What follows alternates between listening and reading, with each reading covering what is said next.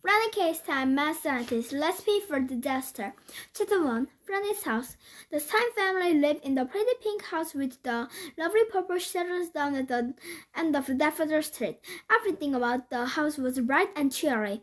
When you think about it, pink and purple paint look quite nice together. But that just was the type of thing that Franny thought about.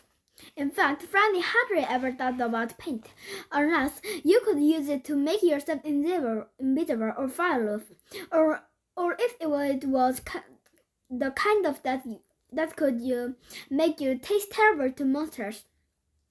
Why mad scientists will tell you that tasting too good is a very dangerous thing.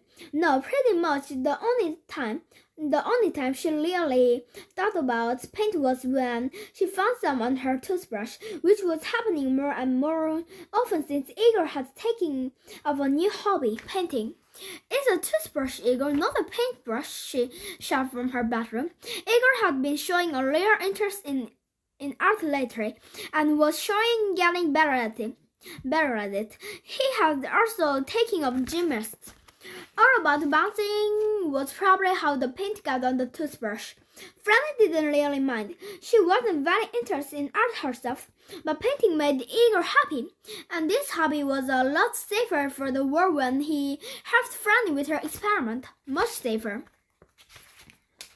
Chapter 2. Get your baked goods straight. Franny watched out of the window of her classroom as two workers carried a big rusty piece of junk out of the school. She raised her hand. "Mrs. Shelley, what is that thing?" "It looked like the old furniture," her teacher said. "I think the school is getting a nice new one. The old one never worked very well." "They're not just going to throw that away, are they?" Franny scored. "I don't know what they are going to do it, Franny," Mrs. Shelley began, but before she could finish, Franny was out the door, down the hallway, and outside. She leaned toward the workers, waving her arms. "Guys, wait, I can use that thing. I can have it." They chuckled at her. What are you going to do with?" one of them joked. "I'm not sure yet," Franny said, rubbing her hands over the surface of it.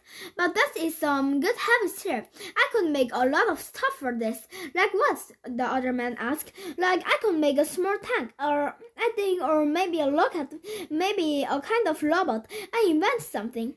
"But this thing has already been invented," one of them said. "It's a furnace." "Then maybe I reinvented," she told them. Mrs. Shelley walked out of the school to get Franny.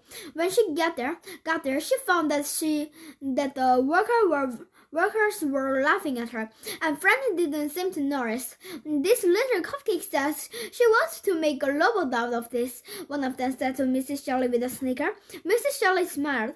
"She can do that, you know." The worker sneered. He didn't believe Mrs. Shelley either. Mrs. Shelley's face became very serious. "You remember that giant android that crashed into the Earth last month and destroyed half of the planet?" "No," they said. "That's because this little cupcake had blew it out of the sky with the rockets she made out of the broken refrigerator and old dollhouse," Mrs. Shelley said proudly. The workman stared at Franny nervously. "Never understood a little cupcake. Lots of them a little smart cookie," Mrs. Shelley said.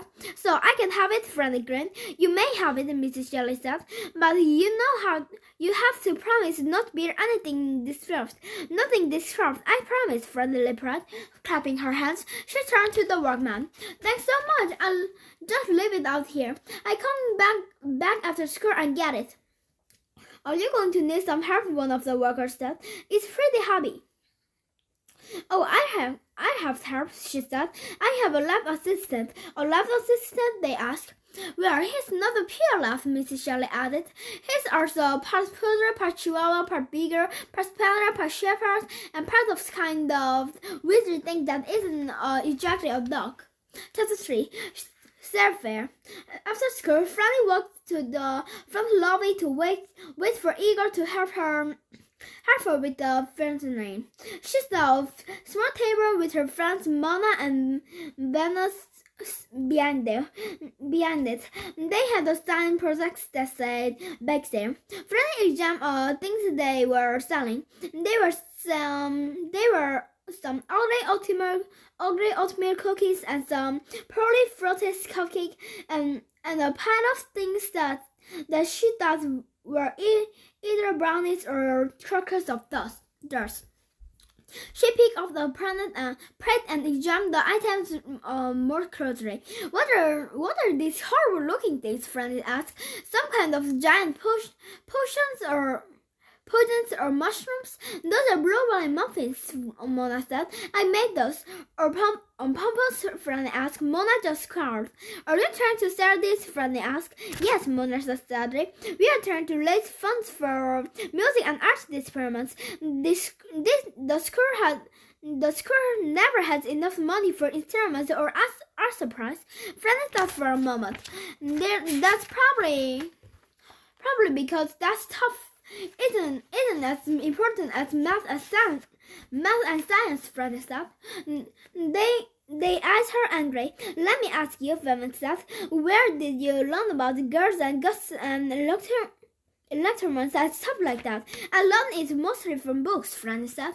Well, you know those drawing and diagrams in the books? Somebody has to draw and paint those, she said. An artist did that.